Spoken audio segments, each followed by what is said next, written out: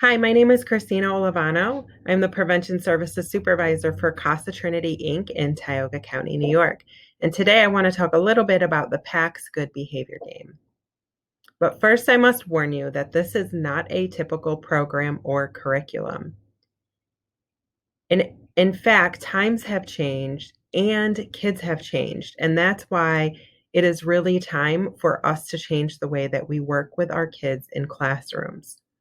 The PAX Good Behavior Game is a set of strategies designed to help students learn important self-management skills while collaborating to make classrooms a more peaceful and productive learning environment. These strategies are based in science and have many years of research backing their effectiveness. It can be challenging to really explain PAX GBG in terms that include everything it is and also everything it is not. So like I mentioned, this is not a curriculum. This is really a set of skills taught first to teachers, and then teachers use those skills, or in PAX GBG, as they're called, kernels, to help teach social emotional learning and emotional management skills to the children in their classroom. In fact, many of these skills are familiar concepts, something like PAX sticks, which is taking popsicle sticks and putting kids' names on them and using that to call and choose. It helps to eliminate the perception of favoritism. So a lot of teachers I know that I've worked with use sticks in some way, and PAX just puts a method and a reason behind using the sticks, and they're called PAX sticks. PAX also establishes a common language for what the expectations are around the behaviors in the school and the classroom. If we were to take a room full of people and give them a piece of paper that said cow, and the other half of the people had a blank piece of paper, and we ask people to use only the sound the animal makes that is on their paper to find those who belong in their group. The people with the word cow on their paper would know to moo, and all of the people mooing would be able to gather together, and we all know what sound a cow makes, so it would be really easy to find each other. However, if we did the same scenario and we said, make the sound an emu makes, who knows what sound an emu makes? I don't. It would be confusing because there's no common language defined for what an emu sounds like. Now, if we made a honking noise and said, if you are an emu, honk, then all of the emus could honk and find each other as easy as if they were cows. This is the magic of a common language. So how does all of that apply to PAX GBG? Well, PAX GBG has a set of specific common language terms that we use. An example here would be a PAX leader. So we know when we say, you're being a PAX leader, you look like a PAX leader, show me what a PAX leader looks like, and we set a defined set of expectations for that circumstance. Show me what a PAX leader looks like when they're standing in line. Their feet are on the floor, their hands are by their side, their eyes are looking ahead, they're not touching their friends, and their mouths are on level 0, quiet. Then no matter where that student is in the school, if someone says, show me what a PAX leader looks like in line, that common language communicates to the student exactly what they should be doing to look like a PAX leader in that situation. And that's really the power in having a common language.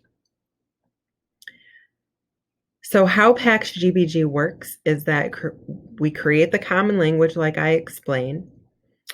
PAX also works to create a nurturing environment using 4 components: increased psychological safety and flexibility, decrease in toxic influences, reinforce pro-social behaviors, and limit problematic behaviors. And then also all of that creates more time for teaching and productivity. One of the kernels is the vision, and that's really the basis for a lot of the skills and building onto the other kernels.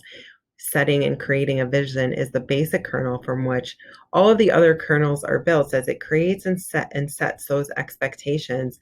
And actually, you get those expectations from the students. You ask them what they want to see, do more, hear, and feel less of and more of in their classroom, in their school environment, or even around a specific task, such as during reading time.